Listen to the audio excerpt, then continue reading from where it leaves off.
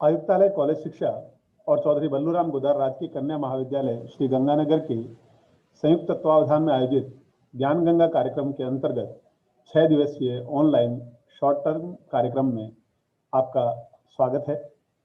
आज इस कार्यक्रम के तीसरे दिन प्रथम सत्र में सुधिवक्ता के तौर पर प्रोफेसर बनमाली विश्वाल जी का स्वागत एवं परिचय देने के लिए मैं इस कार्यक्रम के समन्वयक डॉक्टर श्यामलाल जी से आग्रह करता हूं। डॉक्टर श्यामलाल जी। ओम पूर्णमिदं पूर्णात् पूर्णमुच्यते पूर्णस्य पूर्णमादाय पूर्णमेव अवशिष्यते।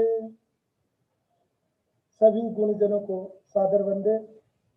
आज के हमारे मुख्य वक्ता जिनका हमें पाठ्य मिलने वाला है, उनका व्यक्तित्व एवं कृतित्व बहुत ही विराट है, जिनको शब्दों में बांधना मेरी सीमा से परे है। तथापि संक्षेप में उनका परिचय मैं प्रस्तुत कर रहा हूँ। बहुभाषाविद, संस्कृत व्याकरणाचार्य, आधुनिक साहित्य मर्मज्ञ, कवि, लेखक, चिंतक, मनीषी प्रोफेसर बनमाली जी विश्वाल संप्रति निदेशक एवं व्याकरण विभागाध्यक्ष, केंद्रीय संस्कृत विश्वविद्यालय श्री रघुनाथ कीर्ति परिसर, देवप्रयाग, उत्तराखंड में देववाणी की सश्रम साधना में रत है। न केवल संस्कृत अपितु अंग्रेजी, हिंदी तथा उड़ीसा भाषा के प्रख्यात कवि एवं कथाकार प्रोफेसर बनमाली जी विश्वाल की जन्मस्थली उत्कल प्रदेश उड़ीसा रही है, परंतु कर्मस्थली प्रसिद्ध पवित्र तीर्थ प्रयाग ही रहा है। आपके द्वारा अभी तक पूर्वोक्त भिन्न भिन्न भाषाओं में 100 से अधिक सृजनात्मक, मौलिक, अनुदित शोध पुस्तकें प्रकाशित हो चुकी हैं। कथा, कविता, नाटक, उपन्यास, ललित निबंध, यात्रा साहित्य आदि विविध विधाओं में आपने लेखनी चलाई है। काव्य, तत्व समन्विती, हस्तलेख शास्त्र, भारतीय दर्शन कारिका, पाश्चात्य दर्शन कारिका आदि विभिन्न शास्त्र ग्रंथ लिखने के साथ साथ 10 से अधिक सृजनात्मक, समीक्षात्मक शोध पत्रिकाओं के शताधिक 100 से अधिक अंकों का सफलतापूर्वक आप द्वारा संपादन किया गया है। 150 से अधिक शोध पत्र, 60 से अधिक पुस्तक समीक्षा, 10 से अधिक पुस्तकों का पूर्ववाक या आमुख लेखन, 20 से अधिक लब्ध प्रतिष्ठित रचनाकारों का साक्षात्कार, 150 से अधिक अंतरराष्ट्रीय, राष्ट्रीय सम्मेलन, संगोष्ठी, कार्यशालाओं में सक्रिय भागीदारी आपकी रही। आपके कुशल निर्देशन में 50 शोध छात्र कार्य कर रहे हैं, जिनमें से 40 को पीएचडी की उपाधि आप प्राप्त करवा चुके हैं। आपकी सृजनात्मक कृतियों और 10 से अधिक पीएचडी, एमफिल शोध प्रबंध प्रस्तुत किए जा चुके हैं। जर्मनी की शैक्षणिक विदेश यात्रा सहित कई देशों में यात्रा करते हुए अपनी संस्कृति व साहित्य सेवा विदेशी धरती पर भी आप कर चुके हैं। आपकी विद्वत्ता व शाश्वत उपलब्धि के लिए दिल्ली संस्कृत अकादमी, उत्तर प्रदेश संस्थान भारतीय भाषा परिषद कोलकाता, हिंदी साहित्य सम्मेलन इलाहाबाद, भाऊराव देवरस सेवानाश लखनऊ, उपेंद्र भंज फाउंडेशन भुवनेश्वर इत्यादि देश के विभिन्न प्रदेशों की सुप्रतिष्ठित साहित्यिक सांस्कृतिक संस्थाओं द्वारा 20 से अधिक बार आप पुरस्कृत हो चुके हैं। ऐसे बहुआयामी व्यक्तित्व के धनी शिक्षाविद को अपने बीच पाकर हमें गौरव की अनुभूति हो रही है। आपकी उपस्थिति मात्र से ही हमें अत्यंत प्रेरणा मिलती है, ऊर्जा मिलती है, साहित्य सर्जन करने की हमारे अंदर एक अनूठी शक्ति जागृत होती है। आपके इस विशाल व्यक्तित्व व कृतित्व को नमन करता हूँ। इस सत्र में आपका हार्दिक स्वागत एवं अभिनंदन करता हूँ। आज के इस सत्र में संस्कृत वाङ्मय की प्राचीन व्यवस्था परंपरा में नवीन शोध प्रविधि विषय पर आप द्वारा पाठ्य प्राप्त होने जा रहा है। हमें अत्यंत आदर व सम्मान के साथ आपको उद्बोधन हेतु सादर आमंत्रित करता हूं। सर, आपका हार्दिक स्वागत है।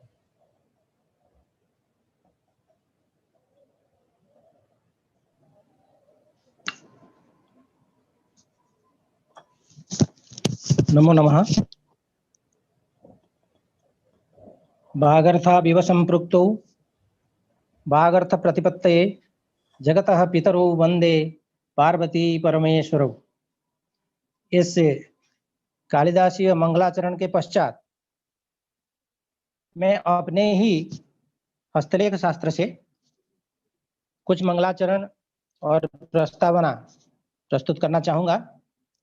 वस्तुतः इस व्याख्यान में मेरा जो चिंतन है उस चिंतन का जो सारांश हमने जो हस्तलेख शास्त्र में निबद्ध किया है उसी के आधार पर मैं आज का ये व्याख्यान प्रस्तुत करना चाहूँगा।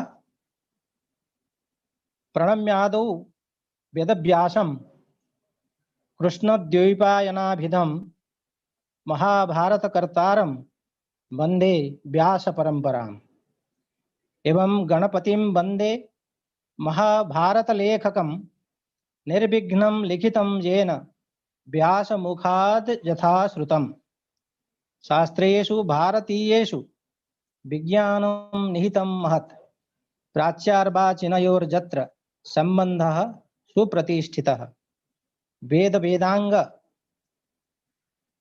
विद्यास्ताः धर्म दर्शन संगताः अत्याधुनिक विद्याभिः आयुर्विज्ञान संयुताः पारंपरिक विद्यानाम् उपविद्याः भवन्ति काः दृष्टाः प्रोक्ताः ऋषिभिश्च भारतीयैर्मनीषिभिः भारतीयाः विद्याः अक्षुण्णास्ताः परम्पराश्रिताः। ये कुछ प्रस्तावना से संबद्ध पद्यों को हमने यहाँ आपके समक्ष प्रस्तुत किया। आगे व्याख्यान में मेरा जो आशय स्पष्ट होता रहेगा।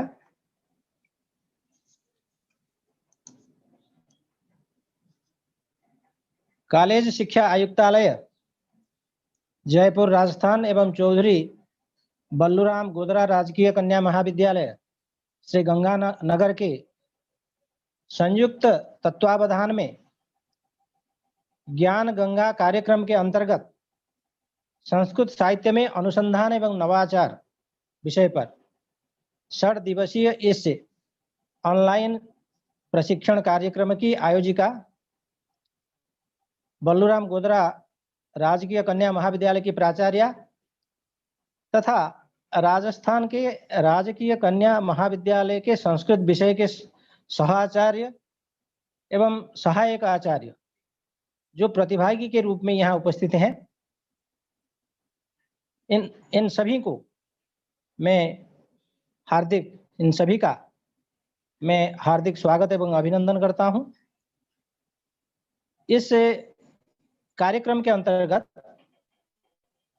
मेरे द्वारा प्रदेश इस व्याख्यान का विषय है संस्कृत वाङ्मय की प्राचीन व्याख्या परंपरा में नवीन शोध प्रविधियां, जैसे कि अभी संचालक महोदय ने बताया। इस व्याख्यान के प्रतिपाद्य विषय पर चर्चा करने से पहले आधुनिक शोध एवं विशेषकर आधुनिक शोध प्रविधि क्या है और इसका स्वरूप क्या है, यह जानना आवश्यक है।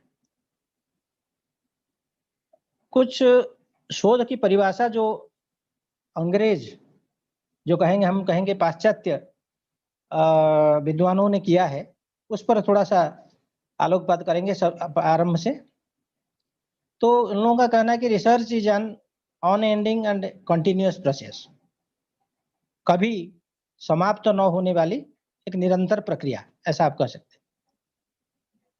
जो वर्ड रिसर्च है that is composed of 2 words, re and search. Re is a prefix meaning again ये न्यू और इवन अगेन और ओवर अगेन, द पुनः पुनः, री मतलब पुनः पुनः, और search is a verb meaning to examine closely and carefully, to taste and try or to prove. सावधानी पूर्वक बड़े सूक्ष्मता से जो अन्वेषण करना है, अनुसंधान करना है, वो सर्च है। तो together the word research means describing a careful, systematic, patient study and investigation in some field of knowledge undertaken to establish facts or principles. ये परिभाषा हमको रिसर्च का मिलते हैं जो पाश्चात्य विद्वानों का कहने का हमारा तात्पर्य ये नहीं है कि केवल विदेशी विद्वान है, हमारे भारत में भी जो आधुनिक विद्वान है उन लोगों की इस तरह की परिभाषा है। इसमें 2-3 तथ्य ध्यान देने योग्य है। केयरफुल, सावधानी, उसमें कितना बात, सिस्टमेटिक, वैज्ञानिक तरीके से, पेशेंट, धैर्यपूर्वक, स्टडी मतलब अध्ययन या इन्वेस्टिगेशन, अन्वेषण। तो it is a structured inquiry that utilises acceptable scientific methodology to solve problems and create new knowledge that is generally applicable. Scientific methods consist of systematic observation, classification and interpretation of data. तो characteristics of research क्या है? Research is a habit of questioning what you do and a systematic examination of the observed information to find answers. It is a process of collecting, analyzing and interpreting information to answer questions. But to qualify as research, the process must have following characteristics. It must be controlled to set up your study in a way that minimizes the effects of other factors affecting the relationship. It must be rigorous. The procedures followed to find answers to questions should be relevant, appropriate and justified. तो इस तरह से अनेक characteristics in लोगों के द्वारा दिया गया है। मैं इसको पूर्ण रूप से अगर आपके समक्ष प्रस्तुत करूंगा तो मैं अपने विषय पर नहीं जा पाऊंगा, इसलिए संक्षेप में थोड़ा सा मैं बोलना चाहता था कि जो आधुनिक विद्वानों ने रिसर्च की शोध की परिभाषा क्या की है। जो रिसर्च शब्द है वो RESEARCH, ये जो अल्फाबेट्स है, उस अल्फाबेट्स, प्रत्येक अल्फाबेट का एक मीनिंग ले करके पूरे रिसर्च शब्द को एक ने डिफाइन किया है। R मतलब rational way of thinking, E मतलब expert and exhaustive treatment, S search for solution, E exactness, A analytical analysis of adequate data, R relationship of facts, C careful recording, H honesty and hard work. इतने चीज जब आप ले लेते हैं और research के लिए कुछ बच नहीं जाता है, तो रिसर्च का जो अर्थ है वो उसी शब्द में समाहित है।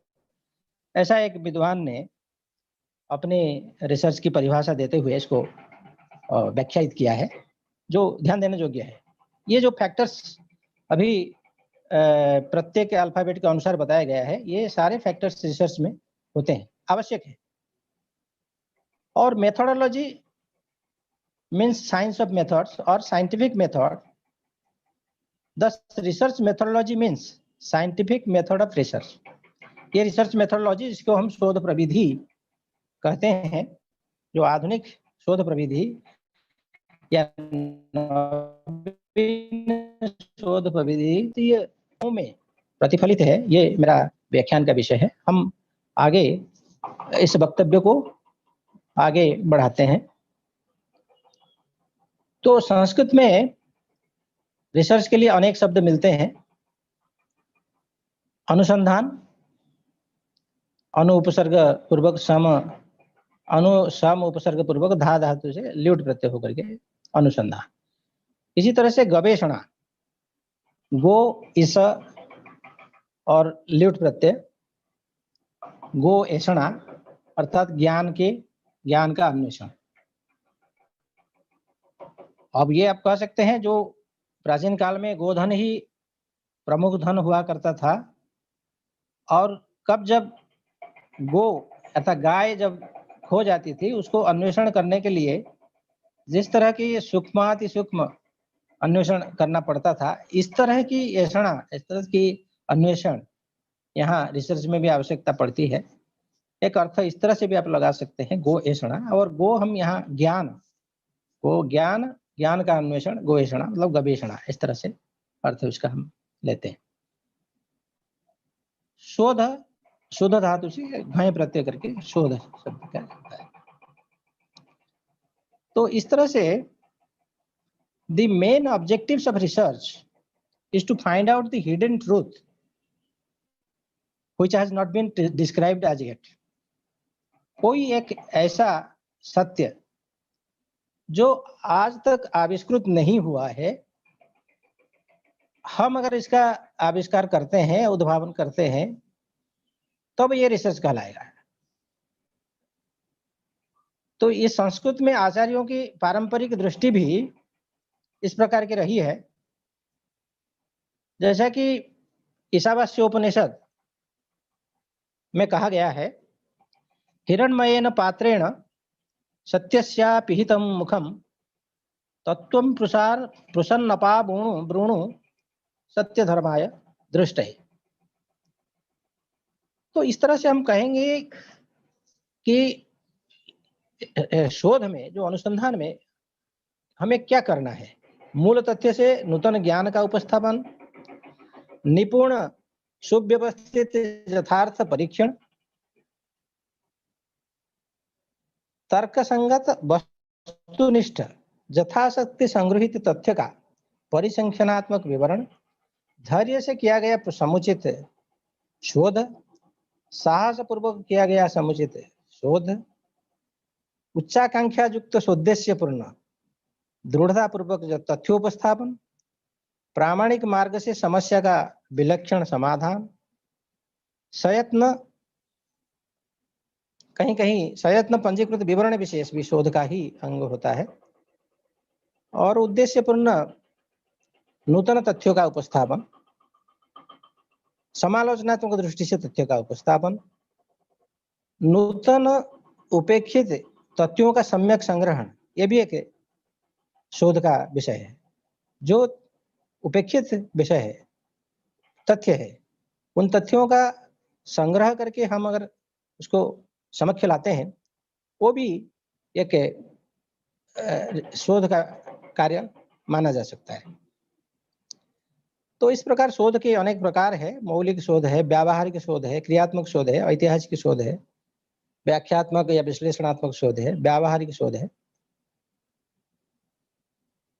आज कुछ अन्य प्रकार भी दिखते हैं, जैसे तुलनात्मक शोध, समालोचनात्मक शोध, संपादनात्मक शोध, तथ्यानुसंधानात्मक शोध, वस्तु भित्तिक शोध, पर्यवेक्षणात्मक शोध आदि आदि।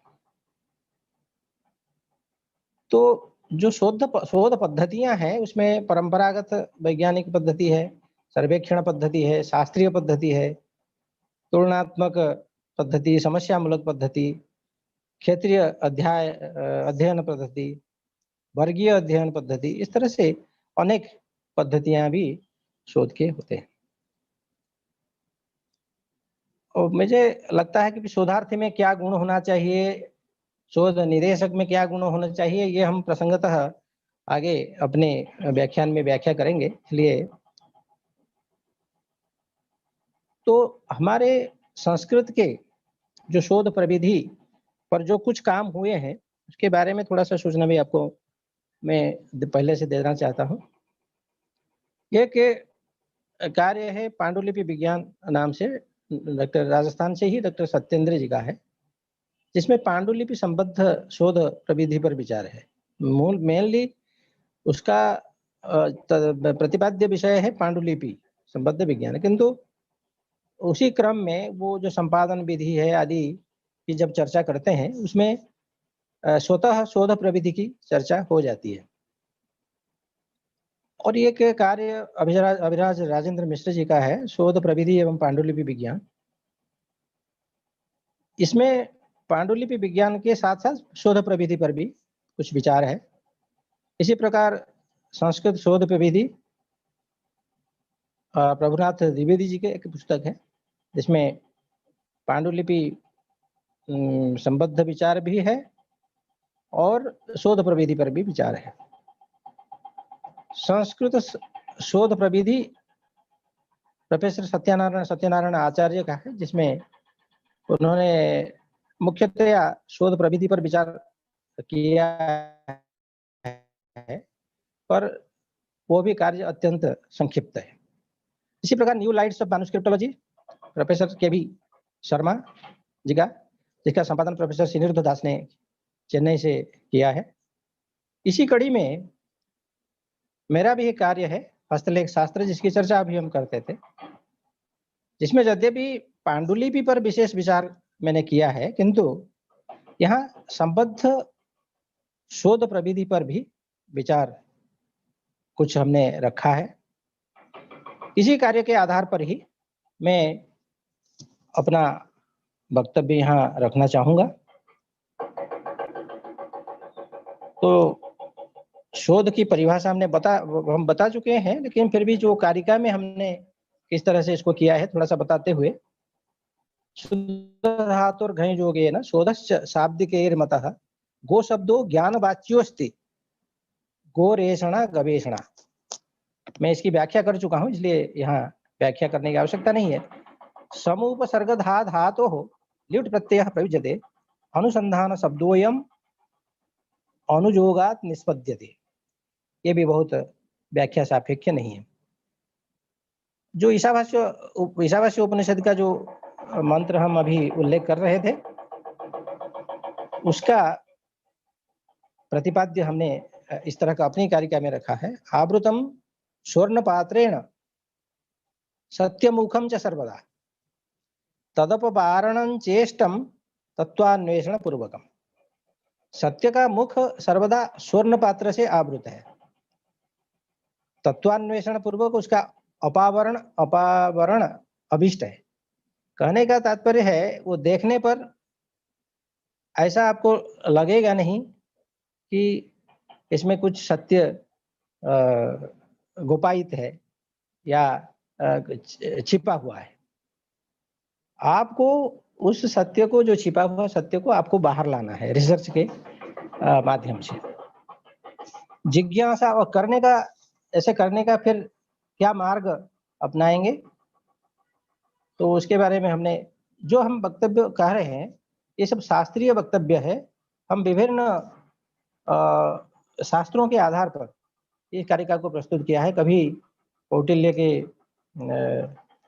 अर्थ संग्रह है, कभी तंत्रजुक्ति है, कभी चरक, कभी सुश्रुत, कभी अभिनव भारती की लोचन।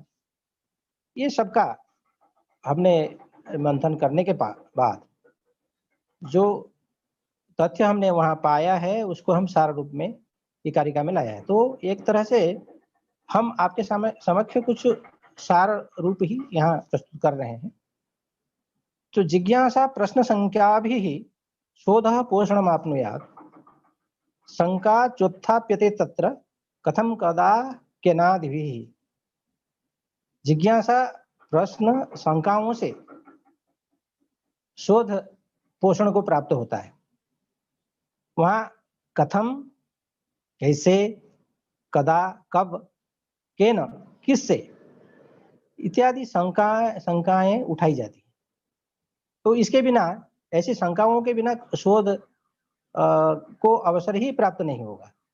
शोध करने से पहले ये प्रवृत्ति अवश्य होनी चाहिए, शंका, प्रश्न, शंका, जिज्ञासा।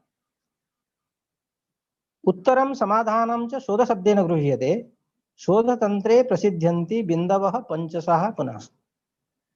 आज इन जो प्रश्नों का, इन जो शंकाओं का जो उत्तर है या समाधान है, वही वस्तुतः शोध है। शोध तंत्र में भी 5-6 बिंदु प्रसिद्ध हैं। आदौ शोध समस्यायाः चयनम् इष्यते बुधैः, शोधार्थिभिस्ततः कुर्यात् तथ्य संकलनम सम्यक्। पहले शोधार्थियों के द्वारा शोध समस्या का चयन किया जाना अत्यंत आवश्यक है। अगर शोध का चयन ठीक से नहीं हुआ है, वो मतलब अपने सामर्थ्य को देख करके, अपनी जो सराउंडिंग जो कहते हैं संसाधन को देख करके अगर शोध का चयन नहीं हुआ, फिर इस शोध को पूरा करने में कठिनाई होती है शोधार्थी को। पहले शोधार्थियों के द्वारा शोध समस्या का चयन किया जाना आवश्यक है। उसके बाद प्रबुद्ध शोधार्थियों के द्वारा सम्यक तथ्य संकलन किया जाना चाहिए। तथ्य संकलने सन्ति विधयः पंचशः स्मृताः, साक्षात्कार विधि कश्चित् ततोवलोकनात्मकः, अनुसूची विधिस्तत्र प्रश्नोत्तरी विधि पुनः जीवन वृत्त विधिश्च प्रायोगिको विधिस्तथा। ये विधि है, 5-6 विधियां हैं तथ्य संकलन की। उनमें से एक है अवलोकनात्मक साक्षात्कार विधि, फिर उसके साथ है अनुसूची विधि, फिर प्रश्नोत्तरी विधि, फिर जीवन वृत्त विधि, तब प्रायोगिक विधि। तथ्य विश्लेषणम तत्र तृतीयः पक्ष उच्यते, तथ्य विश्लेषणोत्तरम विधेया परिकल्पना। उसमें तथ्य विश्लेषण तृतीय पक्ष कहलाता है, और तथ्य विश्लेषण के बाद परिकल्पना होनी चाहिए।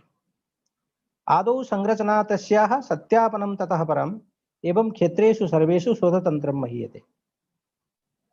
पहले संरचना और उसके बाद उसका सत्यापन। इस प्रकार सभी क्षेत्र में शोध तंत्र की महत्ता प्रतिपादित है। अल्पकायश्चासंदेह सारश्चानावृतो मुखः अतिशयोक्ति शून्यश्च अनिंद्योयम शोधो भवेत्। हमने एक प्रकार से शोध की परिभाषा यहाँ देने का प्रयास किया है। ये शोध अल्पकाय विशिष्ट से तात्पर्य, अगर ये एक शोधार्थी के द्वारा ये पीएचडी डिग्री के लिए की जाती है तो उसका काय अलग होगा। एमफिल के लिए कोई डिसर्टेशन लिखी जा रही है, उसका काय अलग होगा। और अगर बृहत्तम प्रोजेक्ट के लिए है तो उसका काय विशिष्ट होगा। लेकिन उसका काय उतना होना चाहिए जिस काय को वो अपनी समय सीमा के अंतर पूरा किया जा सकता है, चाहे प्रोजेक्ट का हो, चाहे शोधार्थी के द्वारा लिया गया पीएचडी का विषय हो।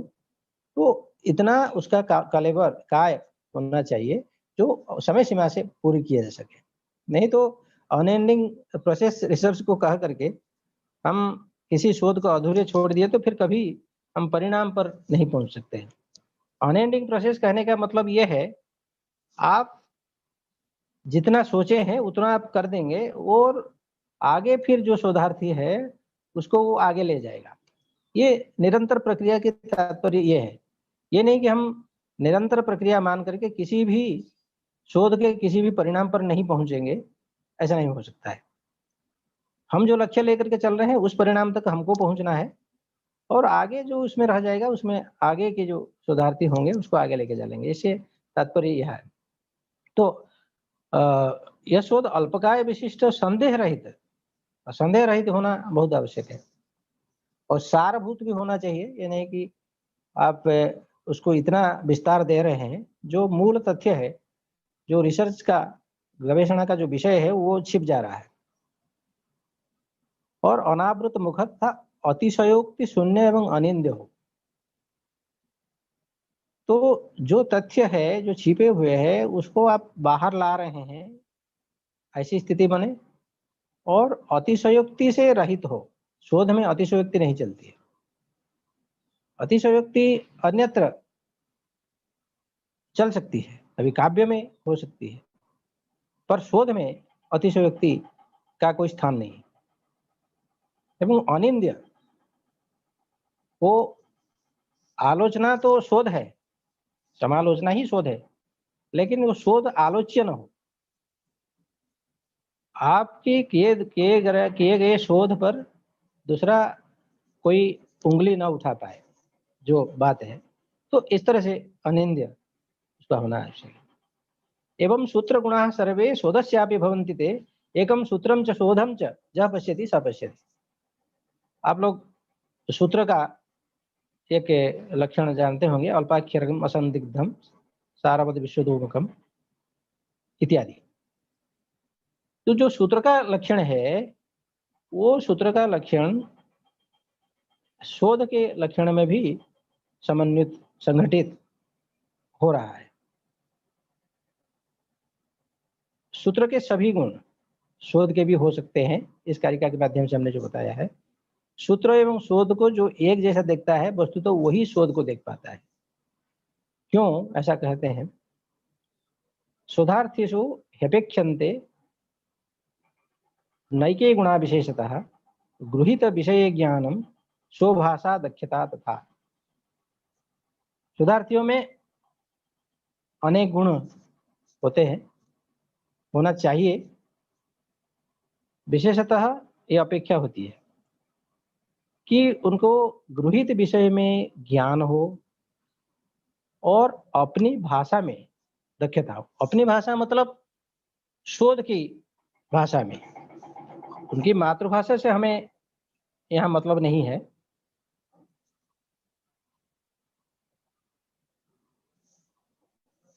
जिस भाषा में वो शोध प्रस्तुत हो रहा है उस भाषा में दक्षता उनकी होनी चाहिए, ताकि ऐसे संदेह रहित भाषा, प्रांजल भाषा का प्रयोग हो जिससे तथ्य का संप्रेषण हो। तो संप्रेषणीयता शोध में बहुत बड़ा गुण माना जाता है।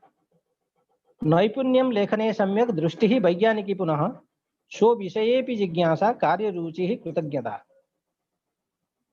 लेखन में नैपुण्य भी होना चाहिए, अर्थात वो जो आप कहना चाहते हैं वो आप उसको इस रूप में लिख रहे हैं ताकि अगले जो पाठक या श्रोता जो भी है तो उस तक वो बात पहुंच जा रही है। और वैज्ञानिकी, और वो जो लेखन है वो वैज्ञानिक होना चाहिए। दृष्टि वैज्ञानिक होगी और लेखन में नैपुण्य होगा। और सो विषय भी जिज्ञासा कार्य रुचि ही कृतज्ञता। अपने विषय में जिज्ञासा उनको करनी होगी और कार्य में रुचि होनी चाहिए। सारे चीज होते हुए अगर रुचि नहीं है, अगर आपके पास ज्ञान भी है, प्रतिभा भी है और ये है, लेकिन आपको रुचि ही नहीं है तो फिर शोध तो हो ही नहीं सकता है। और कृतज्ञता भी स्यात्। कृतज्ञता क्यों? कृतज्ञता से ही ऑनेस्टी, जो शोध का एक बहुत बड़ा गुण है, वो ऑनेस्टी आ पाएगी। आप जिससे जो ले रहे हैं उसका रिकॉर्ड आप कर रहे हैं, उसका उल्लेख कर रहे हैं, नहीं तो एक तरह से वो चौर्य वृत्ति ही कहलाएगी। तो आजकल ऐसा कुछ ज्यादा हो रहा है, लेकिन उसको भी रोकने के लिए विभिन्न विधियां अभी यूजीसी द्वारा, इसके द्वारा एंटी प्लेगरिज्म इत्यादि का अभी किया जा रहा है अभी। लेकिन एक चौर्य वृत्ति बहुत बड़ा दोष है इसमें शोध में। स्थिति ही शोधानुकूला च विषये दक्षता कुचित शोधे च अनुभव कश्चित काल सीमा सुनिश्चिता। और आपकी स्थिति शोध के अनुकूल हो, वातावरण शोध का अनुकूल हो और विषय में अपनी दक्षता हो। केवल भाषा की दक्षता से काम नहीं चलेगा। भाषा तो आपको आती है, लेकिन अगर विषय में दक्षता नहीं है तब भी आप इसका इंटरप्रिटेशन सही ढंग से कर नहीं पाएंगे। शोध में कोई अनुभव भी हो, शोधे शोधे चानुभव कश्चित, शोध का अनुभव हो। तो जब तक आपका अनुभव नहीं है तब तक शोध निर्दुष्ट शोध नहीं हो सकता है, या समय सीमा के अंदर तो शोध पूर्ण नहीं हो सकता है। और उसके लिए काल सीमा निश्चित होना चाहिए। जब जब टारगेट फिक्स करते हैं तब जाके कार्य पूर्ण होता है। काल सीमा अगर निर्धारित नहीं किया, वो विषय यथेच्छ आपने विषय ले लिया, तो फिर वो विषय की पूर्ति नहीं हो पाती है। धनम अपेक्षितम भवेत सौविध्यम पुस्तकालय शोध विषय संबद्धम पर्याप्तम पुस्तकम भवेत। ये सब भी होना चाहिए। पुस्तकालय की सुविधा और जो संसाधन के लिए जो धन अपेक्षित है वो होना चाहिए। शोध विषय संबद्ध पर्याप्त पुस्तक होना चाहिए, पुस्तकालय होना चाहिए। विवरणात्मक सूच्य भवेयुः शोध पत्रिका हस्तरेखा सुलभा स्युः संपादन विधौ पुनः। अगर कोई संपादन का शोध है तो उसमें फिर हस्तलेख भी आपको पर्याप्त मिलना चाहिए। ये सब बातें हैं जो शैक्षिकी पृष्ठभूमिश्च प्रतिभा भाव संयुता अध्यवसाय सामर्थ्यम शोधार्थिनो भवेत् ध्रुवम्। और शोधार्थी का अध्यवसाय सामर्थ्य भी होना आवश्यक है, और उसकी शैक्षिक पृष्ठभूमि हो, प्रतिभा से समन्वित हो। ये सब शोधार्थी की गुण है। पुष्पिता फलिता राष्ट्रे पल्लविता परंपरा तासु चान्यतमा मन्ये संस्कृते पत्रकारिता। ये इसलिए कह रहा हूँ, जब पत्र पत्रिकाओं की उपलब्धता नहीं होती है तब तक शोध आगे नहीं बढ़ सकता है। हमारे भारतवर्ष में बहुत सारे पत्र पत्रिकाएं हैं। सन्ति शोधात्मिकाः काश्चित् पत्रिकाः सर्जनात्मिकाः प्रकाश्यन्ते अधुना नैकाः सन्ति काश्चित् प्रकाशिताः। तो इस तरह से हमने उस हस्तलेख शास्त्र में भी पत्र पत्रिकाओं का भी एक विस्तृत सूची दिया है। हम यहाँ उस पर नहीं जा सकते हैं क्योंकि समय की कमी हमें अवश्य होगी। जो मुख्य विषय पर हमको और भी आना है। विद्वान सत्यप्रियो वाग्मी नित्यम छात्र हिते रतः बच्छलो मृदुभाषी च सर्वशास्त्र विशारदः। वो कैसे शोध निदेशक गुरु वो कैसे होना चाहिए, उसका भी लक्षण केवल हमने ही नहीं किया, और अन्य लोगों ने जो लिखे हैं वो भी अपने अपने ढंग से इसको प्रस्तुत किए हैं। तो हमने इसको एक कारिका में आबद्ध किया है। विद्वान सत्यप्रिय वाग्मी नित्य छात्र हित में रत है, छात्र बच्चन मृदुभाषी और सर्वशास्त्र विशारद होना एक शोध निदेशक को चाहिए। और निर्लोभ समदर्शी च निरहंकार च नित्य स्वाध्यायशीलश्च गुरु कश्चित विशेषते। ऐसे कुछ गुरु होना चाहिए जो नित्य स्वाध्यायशील है, नहीं तो उनकी ज्ञान अगर अपडेट नहीं है वो शोध नहीं करा सकते। वो जितना ज्ञान पहले प्राप्त था उसके बाद अगर वो अध्ययन नहीं कर रहे हैं तो उनका ज्ञान अगर अपडेट नहीं हुआ तो आपको आधुनिक युग तक शोध की क्या स्थिति है उससे अवगत नहीं करा सकते हैं, और शोध आपका अपडेट नहीं हो सकता है। तो इसलिए नित्य स्वाध्यायशीलश्च गुरु कश्चित विशेष्यते।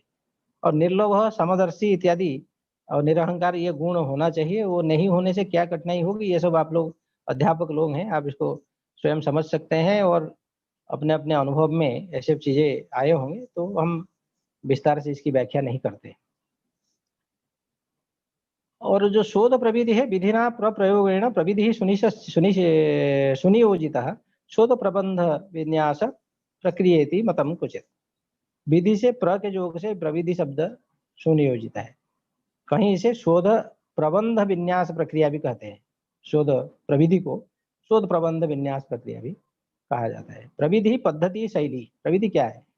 प्रविधि पद्धति शैली विशेष विधि निश्चिता अतो नामांतरम सिद्धम अनुसंधान पद्धति। प्रविधि कहिए, पद्धति, शैली, ये सब विशेष विधि निश्चित मानी जाती है, अतः इसका अनुसंधान पद्धति ये नामांतर भी सिद्ध है। जो संस्कृत के शोध परंपरा जो जिसका हम क्या करना चाह रहे हैं,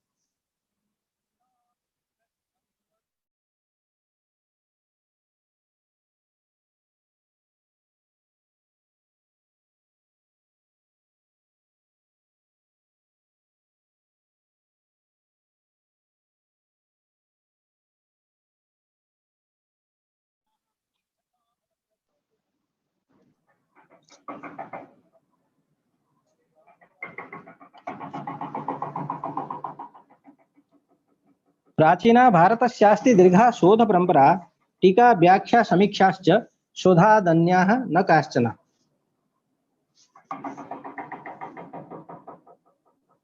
भारत की प्राचीन एवं दीर्घ शोध परंपरा है।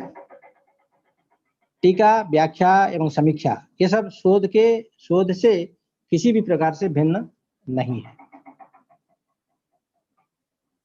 तो यही हमारा विषय है। तो प्राचीन टीकाओं में जो शोध के जो गुण दिख रहे हैं वो आज के युग में भी प्रासंगिक है। ये हमारा विषय है। जैसे मल्लिनाथ ने कहा है, नामूलम लिख्यते किंचित नानपेक्षितम उच्यते, ये सब आज ही प्रासंगिक है। टीका च मल्लिनाथेन कृतान्वय मुखेन वै नामूलम लिखितम किंचित शोधवीदम बीजम तदुच्यते। मल्लिनाथ ने अन्वय मुख से टीका की है, उन्होंने कुछ भी मूलहीन नहीं लिखा। यही वस्तुतः शोध का बीज या मूल मंत्र ही है। टीकाकारैस्तथैवान्यैः शोध स्वस्व दिशा कृता शोध परंपरां द्रष्टुम ज्ञेया टीका परंपरा। टीकाकारों ने एवं अन्यों ने अपने अपने ढंग से शोध किया है। प्राचीन शोध परंपरा को देखने के लिए टीका परंपरा को जानना जरूरी है। संस्कृत वाङ्मये दृष्टा द्विधा मुख्य परंपरा, दो मुख्य परंपरा है संस्कृत वाङ्मय में। शास्त्र परंपरा चैका काव्य परंपरा परा। दो प्रकार की मुख्य परंपरा है, ये के शास्त्र परंपरा है और अन्य जो है काव्य परंपरा। टीका परंपरा चान्या प्रसिद्धा काव्य शास्त्रयोः प्रतिकूलानुकूला च द्विधा टीका परंपरा। काव्य एवं शास्त्र की दूसरी भी परंपरा है टीका परंपरा के नाम से जो प्रसिद्ध है। प्रतिकूला एवं अनुकूला के नाम से टीका परंपरा भी दो प्रकार के हैं। जो टीका परंपरा हमारा है वो प्रतिकूला और अनुकूला, वो दो प्रकार से उसको हम देख सकते हैं। टीकाख्या टीकनाथ प्राप्ता समीक्षास्ति समीक्षण। मैं क्यों ये बात को बता रहा हूं, जो टीका और टीका के जितने पर्याय शब्द है इसको आप देखेंगे, उसमें अपने आप में आपको एक रिसर्च का स्वरूप झलकता हुआ नजर आएगा। टीकाख्या टीकनाथ प्राप्ता समीक्षास्ति समीक्षणात् अंतर्भाष्यम समीक्षेति राजशेखर सम्मतम। टीकन या टिप्पण से टीका नाम हुआ है, तो टीकन या टिप्पण अगर किसी ये पर करेंगे तो बिना समीक्षा के आप टिप्पणी नहीं कर सकते। और समीक्षण से समीक्षा कहलाती है, और अंतर्भाष्य वो भी समीक्षा है। अंतर्भाष्यम समीक्षेति राजशेखर सम्मतम। राजशेखर के मत में राजशेखर का मानना है कि अंतर्भाष्य ही समीक्षा है। मूल्यांकनम तटस्थम चेत विवेचन परायणम तत्समालोचनम ज्ञातम आलोचनम कुचित पुनः। मूल्यांकन अगर तटस्थ एवं विवेचन परायण हो तो कहीं कहीं उसे समालोचन या आलोचन भी कहा जा सकता। दीपना दीपिका प्रोक्ता नामना ग्रंथ प्रकाशिका, ये जो शब्द हम कह रहे हैं ये सब पर्याय है। आलोचना, आलोचन इत्यादि ये सब टीका समीक्षा, जितने शब्द हमने अभी तक आप लोगों को समझ के रखा है, ये सब हमारी टीका परंपरा में ही जुड़े हुए शब्द हैं और कहीं ना कहीं टीका और व्याख्या का पर्याय है। दीपनाथ दीपिका, कहीं दीपिका, दीपनाथ दीपिका प्रोक्ता नामना ग्रंथ प्रकाशिका आख्यायते विशेषेण तस्मात् व्याख्या प्रकृतिता। ग्रंथ प्रकाशिका ही दीपन के कारण दीपिका नाम से जानी जाती है, और विशेष रूप से आख्यान होने के कारण यह नाम प्रसिद्ध है, दीपिका। बहुत सारे ग्रंथों का टीका का नाम आप दीपिका ऐसे देखे होंगे। पदार्थोक्ति पदच्छेदैः वाक्यं च विग्रहान्वितम् आक्षेप समाधानम च व्याख्याने बहुधा श्रुतम्। व्याख्यान में ये सब हमको देखने को मिलता है। पदच्छेदों के साथ पदार्थोक्ति विग्रहान्वित वाक्य, आक्षेप एवं समाधान, ये सब अनेक प्रकारों की प्रक्रियाएं व्याख्यान में देखने को मिलती है। फक्क धातु और नुबोली टापी अणबोल प्रत्यय जो फक्क धातु से करते हैं तो वो फक्की का बनता है। फक्की का भी व्याख्या के लिए इस शब्द का भी प्रयोग हुआ है, जो व्याकरण में विशेषतः इसका प्रयोग आप देख सकते हैं। फक्क धातु और नुबोली टापी निष्पद्यते च फक्की का अर्थ निर्णय दृष्टोक्तम एक ग्रंथस्तु फक्किका, ये फक्किका का लक्षण किया गया है, एक ग्रंथस्तु फक्किका। फक्क धातु से बोल एवं टाप प्रत्यय के योग से फक्की का शब्द का निष्पन्न होगा और अर्थ निर्णय दृष्टि से एक ग्रंथ ही फक्की का ऐसा माना जाता है। टीका भी पद्धति ही प्रोक्ता सूत्रवृत्ति विवेचनात् पंजिका पंचिका चापी विषम पद भंजिके। सूत्रवृत्ति के विवेचन से टीका भी पद्धति कहलाती है, पंजिका पंजिका ये दोनों विषम पद भंजिका है। तो मैं अभी थोड़ा फास्ट चलना पड़ेगा मुझे।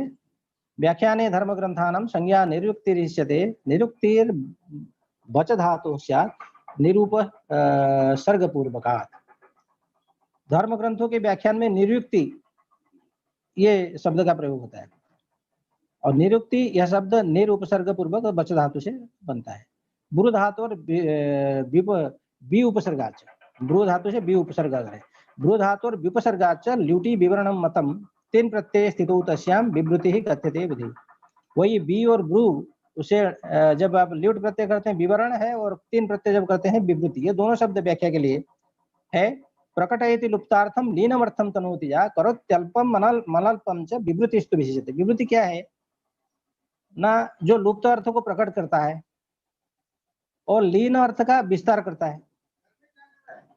तो जो अर्थ लुप्त हो गया है उसको प्रकटन करेगा और जो लीन अर्थ है बड़े संकेतित है उसको विस्तार करेगा और अल्प को अनल्प करता है, अल्प जो है उसको बढ़ाएगा, इसको कहते हैं विवृति।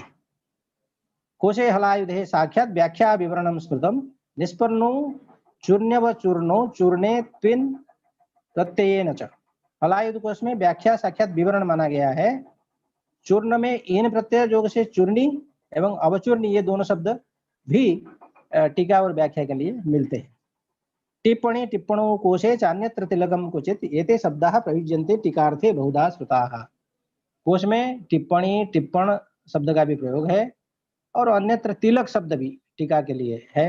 बहुत ही प्रसिद्ध ये शब्द टीका के अर्थ में प्रयुक्त होते हैं। पूर्व पक्षम उपस्थाप्य समाधि स्तोत्रे पुनः। और टीका में होता क्या है ना, पहले पूर्व पक्ष को उठाएंगे फिर उत्तर पक्ष का समाधान के रूप में देंगे। आक्षिप्य भाषणात् भाष्यम इति भाष्य से लक्षण। तो भाष्य भी वही चीज है, पूर्व पक्ष को उपस्थापन करेगा फिर बाद में समाधान देकर के उसका उत्तर करेगा। फिर आक्षेप करते हुए भाषण करने से भाष्य, इसको भाष्य कहला जाता है। भाष्य भाष्य इसलिए है जहाँ आक्षेप्य भाषणात् भाष्य, तो आक्षेप करते हुए भाषण करने से इसको भाष्य कहा जाता है। भाष्यते सूत्रार्थो जत्र भाष्यमिति निगद्यते सूत्र वाक्य पदे साकम वर्ण्यन्ते स्वपदानि वै। ये भाष्य का लक्षण आप लोग प्रसिद्ध लक्षण आप जानते हैं, इसलिए बहु उसमें व्याख्या नहीं है। संति बहुनि भाष्याणि नाना शास्त्रार्थ सिद्धे अद्वितीय महाभाष्यम न भूतम न भविष्यति। महाभाष्य भाष्यों में सबसे उत्कृष्ट उदाहरण है। और वार्तिक का आप लोग जानते हैं, जो उक्तानुक्त दुरुक्तानां चिंता जत्र प्रवर्तते, उसको भी हमने अपने ढंग से यहाँ बताया है। तत्र परंपराः नैकाः टीकायाः सन्ति प्राक्तनः मुख्यं प्रसिद्ध्यन्ति किंतु तासु परंपराद्वयम्। टीका का अनेक जी हाँ, तो परंपरा तो टीका के अनेक है किंतु दो परंपरा मुख्य है। एक दंडान्वय टीका नामना चाद्या टीका परंपरा मल्लिनाथादीनां टीका सन्ति चैतद विधागता। दंडान्वय टीका नाम से पहली टीका परंपरा है, जो मल्लिनाथ आदियों की टीका इसी विधि के अंतर्गत आते हैं। टीका काश्चित प्रसिद्धाश्च खंडान्वय विधावपि टीका शाकुंतलीया च राघव भट्ट निर्मिता।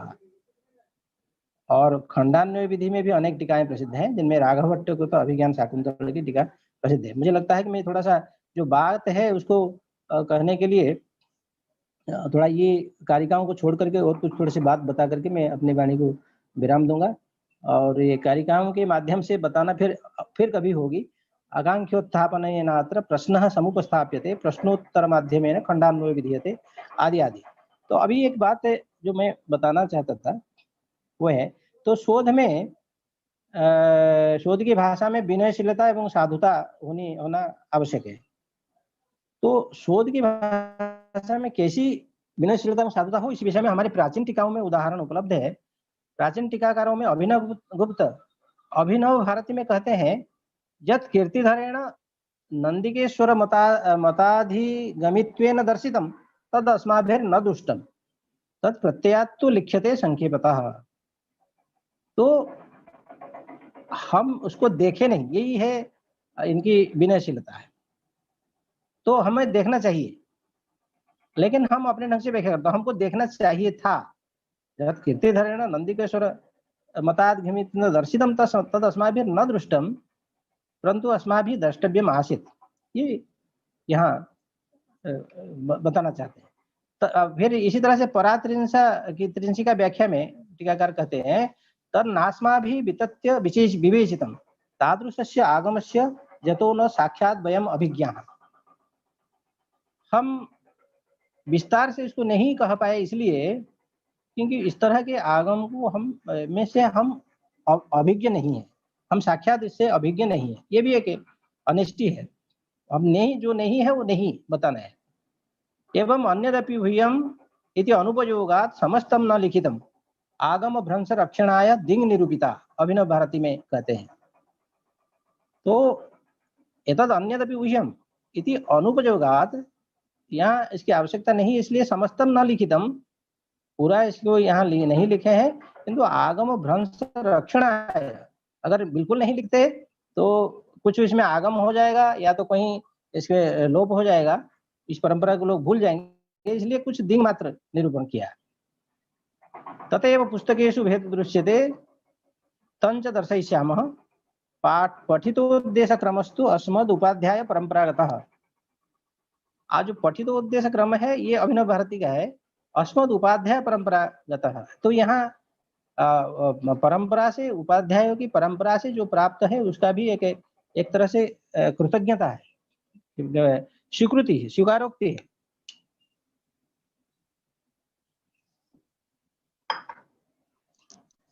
तो इस तरह से अनेक बातें इसमें कहा जा सकता है। जैसे सुश्रुत के अनुसार चिकित्सकों को एक विधि या सिद्धांत को पूर्ण रूप से समझने के लिए अन्य विधियों या सिद्धांतों को जानना चाहिए। जो वही हम कहते हैं, अन्य शास्त्रोपपन्नानां चार्थानां यह उपनीतानां अर्थवशात् तेषां तद्विद्येभ्यः व्याख्यातम् अनुश्रोतव्यम्। तस्मात् न हि एकस्मिन् शास्त्रे शक्यः सर्वशास्त्राणाम् अवरोधः कर्तुम्।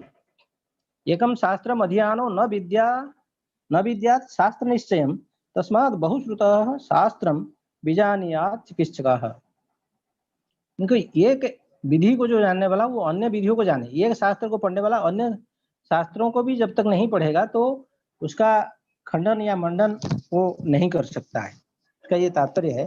तो आप जब एक शास्त्र की पर चिंतन करते हैं तो आपको अन्य शास्त्रों को भी पढ़ना पड़ेगा। तो ये हमारे टीकाकारों ने ही बताया है, और बहुत सारे बातें हैं, जैसे महाभारत भी है। तो वो छोड़ करके मैं थोड़ा सा एक और बात बता करके मैं अपनी वाणी को विराम दूंगा। मुझे लगता है कि शायद हम समय की ओर जा रहे हैं, समय सीमा की ओर। तंत्र जुक्ति एक सिद्धांत है जिसके बारे में आप लोग सुने होंगे। तंत्र जुक्ति इस नाम को सुनते ही एक जिज्ञासा होती है, ये तंत्र जुक्ति है क्या? उत्तर में इसका स्वरूप का निरूपण इस प्रकार किया जा सकता है। असद विद्याओं द्वारा प्रयुक्त वाक्यों का प्रतिषेध एवं स्व वाक्य सिद्धि जिस तंत्र से की जाती है उसे तंत्र जुक्ति कहती है। तंत्र जुक्तियों के प्रयोजनों के बारे में सुश्रुत संहिता एवं चरक संहिता आदि में उल्लेख मिलता है, जो इस प्रकार है। अत्रासाम तंत्र जुक्तीनाम किम प्रयोजनम उच्यते वाक्ययोजनम अर्थयोजनम च भवन्ति चात्र श्लोकाः असद्वादी प्रयुक्तानां वाक्यानां प्रतिषेधनम स्ववाक्य सिद्धिरपि च क्रियते तंत्र जुक्तितः व्यक्ता नोक्ता स्तुजे ह्यर्था लीनाजे चाप्य निर्मलाः लेशोक्ता जे च केचित् स्युः तेषां चापि प्रसाधनम।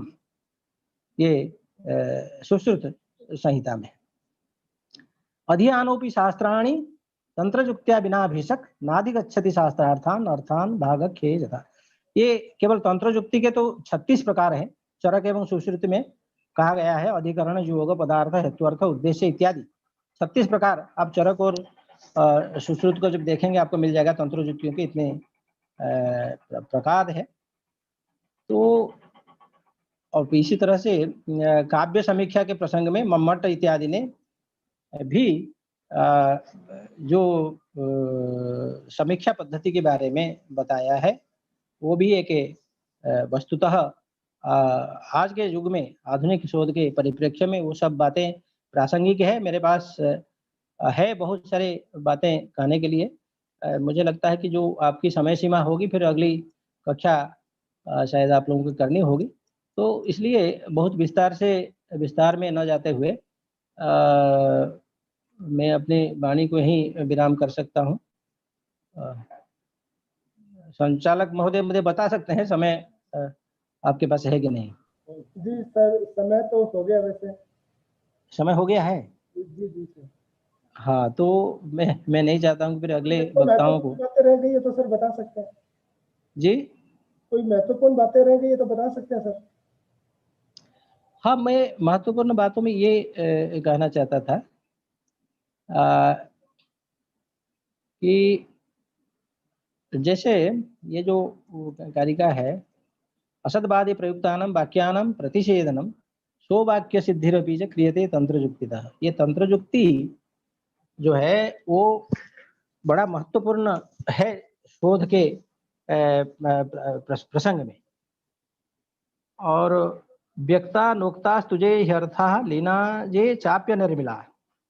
जो व्यक्त है जो कहे गए हैं और जो नहीं कहे गए हैं जो अर्थ है, और जो लीन है जो छिपे हुए हैं, और जो अनिर्मल जो क्लियर नहीं है जो स्पष्ट नहीं है, और जो लेशोक्ता जो थोड़ा कम कहा गया है, उन सब का समाहार तंत्रजुक्ति में की जाती है। तंत्रजुक्ति एक ऐसी प्रक्रिया है, एक ऐसा सिद्धांत है और जहां असदवादी प्रयुक्तानां वाक्यानां प्रतिषेधनम। जो असदवादी है जो सत्य को नहीं बता करके कुछ अन्य बताते हैं उनके वाक्यों का प्रतिषेध करना, खंडन करना है। और जिसमें स्व वाक्य सिद्धि, अपनी वाक्य की भी सिद्धि करना, अपनी जो मत है उसका उपस्थापन ठीक से करना है। और जो अर्थ जो व्यक्त है उसको भी कहना है। ऐसा नहीं कि जो व्यक्त है उसको पूरा छोड़ देना है, उसको थोड़ा कम कहेंगे। अब जो व्यक्त है उसको भी कहना है, जो नहीं कहा गया है उसको भी कहना है, और जो लीन है पूरा छिपा हुआ है तो उसको भी सामने लाना है, और जो अनिर्मल है जो स्पष्ट नहीं है उसको स्पष्ट करना है, और जो लेशोक्ता है जो कम कहा गया है उसको थोड़ा अधिक कह करके उसको पाठक या श्रोता तक पहुंचाना है। और अधियानोपि शास्त्राणि तंत्रजुक्त्या विना, इसलिए कहा गया है जो सभी शास्त्रों का भी पढ़ा है वो अगर तंत्रजुक्ति नहीं जानता है, तंत्रजुक्ति के बिना कोई जो वैद्य है, क्योंकि ये चरक संहिता सुश्रुत संहिता में कहा गया है इसलिए वैद्यों के प्रसंग में ये बात है, वो नादि गच्छति शास्त्रार्थान अर्थान भागख्ये यथा। वो शास्त्रों को वो तब तक नहीं समझ सकता है। अर्थात तंत्रजुक्ति का एक महत्वपूर्ण स्थान है इसमें शोध में, ये हम कह सकते हैं। और बाकी टीकाओं के अनेक अवान्तर भेद भी होते हैं, और श्रृंखला शास्त्रीय काचित क्वचित चतुर्णात्मिका इत्यादि इत्यादि है। शुभ्यवस्थापिका टीका चानुगामिन्यतः परम अन्यास्ति व्यापिका टीका स्वरसग्रह नितापरा। टीकायां बहवः सन्ति गुणाश्चोत्कृष्टकोटिकाः दुर्बोधम न त्यजेत् टीका स्पष्टार्थम न च विब्रूयात्। टीका के अनेक गुण होते हैं जिसमें एक है दुर्बोध जो है उसको नहीं छोड़ना चाहिए। अगर दुर्बोध जो है उसको छोड़ दिया तो इति स्पष्टम कर दिया टीकाकार ने, जो वस्तु स्पष्ट नहीं है उसी को इति स्पष्टम अगर कर देता है तो वो टीका का दोष माना जाएगा। दुर्बोधम न त्यजेत टीका स्पष्टार्थम न च विब्रूयात्, तो जो स्पष्ट है उसको अधिक विवरण करने से यह भी दोष माना जाएगा। तो अस्थाने जल्पनम त्याज्यम, टीकाओं में क्या करना चाहिए, ये सब हमारी हस्तलेख शास्त्र की कारिका में है। मैं इसको थोड़ा सा बता करके यहाँ उपसंहार करूंगा। अस्थाने जल्पनम त्याज्यम यतो भ्रम वितन्यते, और ये टीका के गुण में आते हैं। जैसे टीका के गुण और दोषों को अगर देख लेंगे और आपको ये सारे बातें आज के जो शोध में वो प्रासंगिक आपको स्वतः प्रतीत होगा। इस शोध में हमें भी ये नहीं चाहिए। शोध में जो गुण है वो टीकाओं के गुण है, और शोध में जो दोष है वो टीकाओं के भी दोष है। ये मेरा वक्तव्य का तात्पर्य है। अस्थाने जल्पनम त्याज्यम, और जहाँ बोलना नहीं चाहिए वहां बोलना नहीं चाहिए। और जतो भ्रम वितन्यते, क्योंकि जहां नहीं बोलना चाहिए वहां अगर बोलेंगे तो भ्रम ही पैदा होगा, क्योंकि वो स्पष्ट है, उसको बोलने की जरूरत नहीं थी, आपने बोला तो उसमें एक भ्रम पैदा होता है। और उत्कृष्ट इष्ट गुण ही रहते ही टीका परम कोटिका, इस तरह से अगर गुण हो टीका में वो परम कोटि की टीका कहा जाएगा। मुख्यतया प्रतिभात्र द्विविधा परिकल्पिता एकास्ति कारयित्री से भावयित्री तथा परा। अब जानते हैं तो प्रतिभा दो प्रकार के होते हैं, कारयित्री और भावयित्री। और भावयित्री जो प्रतिभा है वही जो कारयित्री वो क्रिएटिविटी, जो आपके सृजनात्मक प्रतिभा है, जो साहित्य लिखने में जिसकी आवश्यकता होती है। लेकिन शोध में भावयित्री प्रतिभा की आवश्यकता होती है। ये शास्त्रकारों ने ही इसका विभाग किया है, कारयित्री और भावयित्री प्रतिभा के रूप में। और फिर वो समीक्षक, जो शोध करने वाला जो समीक्षक है, ये है वो भी चार प्रकार का है। समीक्षका चतुर्विधा भावयित्री परायणः, क्या है, सतत्वाभिनिवेशी स्याद अविवेकी च मत्सरी। उनमें से कोई तत्वाभिनिवेशी होगा, कोई अविवेकी होगा, कोई मत्सरी होगा। और चतुर्थोत्र विवेक्यस्ति तस्य भेदा बुभौ स्मृतौ, और चतुर्थ जो समीक्षक होगा वो विवेकी कहलाएगा। और उसके दो भेद है, एक सहज गुण दोषज्ञ कश्चिद अभ्यास को मतः। जो विवेकी जो समीक्षक है, जो सुधार्थी है, एक सहज गुण दोषज्ञ है और दूसरा अभ्यासक है। तो इस रूप में इसकी व्याख्या है। तो मेरा वक्तव्य का जो तात्पर्य है, आशय है, मुझे लगता है कि आप लोगों के तक पहुंच गया होगा। मैंने यहाँ जो टीकाओं की या अन्य ये का उक्तियों को न बता करके हमने अपने शास्त्र, हस्तलेख शास्त्र के कारिका के माध्यम से जो हमने अध्ययन किया उसका सार रूप में आपके समक्ष प्रस्तुत किया। उसमें आगे जब आप लोग चिंतन करेंगे आप यही तथ्य आप भी पाएंगे, और आप इन विचारों को और आगे आप ले सकते हैं। मैंने एक कह सकता हूँ, मैं भी एक दिंगमात्र यहाँ निर्देश करने का प्रयास किया है कि हम आज के प्रसंग में, आज के युग में, हम हमारी जो प्राचीन टीका परंपरा है उसमें जो निदर्शित प्रतिफलित जो शोध है उसको हम आज इसका उपयोग कैसे कर सकते हैं, ये मेरा तात्पर्य, वक्तव्य का तात्पर्य था। मुझे लगता है कि मैं आप लोगों को यथाशक्य अपने विषय को पहुंचा सका हूं। तो समय 1 घंटा से अधिक हो गया है, जो 45 मिनट कहना था। तो इसलिए आप सभी से इतना ही कह करके मैं अपनी वाणी को विराम देता हूँ। धन्यवाद। धन्यवाद सर। आपके व्याख्यान से धन्य हो गए हम, कृत्य हो गए। एक नई ऊर्जा व नई प्रेरणा मिली है हमें। शोध का विस्तृत और व्यापक अर्थ, परिभाषा, स्वरूप, शोध प्रविधियां और उनकी शोध प्रविधियों की जो महत्वपूर्ण पुस्तकें हैं वो, और शोध के लिए जो आवश्यक तथ्य संग्रह, नूतन ज्ञान, प्रमाणिक आदि महत्वपूर्ण बिंदुओं पर आपने विस्तार से प्रकाश डाला है। शोध न केवल शोध और शोध प्रविधियां, बल्कि शोध करने वाले शोधार्थी के व्यक्तित्व में कौन कौन सी चीजें आवश्यक है, जैसे रुचि, वातावरण, दक्षता आदि बहुत सारी बातें आपने बताई है। शोध किस दिशा में जाना चाहिए, कितनी उसके लिए काल अवधि आदि इन सब बातों का ध्यान रखना चाहिए और किन किन विषयों में शोध हो सकता है, शैक्षिक पृष्ठभूमि आदि शोध परंपराएं, जो प्राचीन शोध परंपराएं हैं उनमें नई शोध प्रविधियों के बारे में आपने बहुत ही महत्वपूर्ण व्याख्या की है। हम और सुनना चाहते थे लेकिन समय की अपनी सीमा है। जीवन में कभी अवसर मिला तो फिर आपको सुनेंगे। आपका बहुत बहुत धन्यवाद, आभार। आपने हमारे लिए बहुमूल्य जीवन में से कुछ समय हमारे लिए निकाला। आपका हृदय से आभार, धन्यवाद। धन्यवाद। आप सभी को धन्यवाद।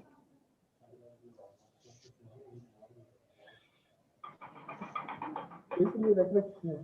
प्रोफेसर बनमाली जी ने शोध की प्रविधियों के साथ विभिन्न विषयों पर दृष्टिपात किया। शोध निदेशक और समीक्षक की योग्यताओं और विशेषताओं पर आपने चर्चा की। हम आपके विचारों से लाभान्वित हुए। मैं अगले सत्र के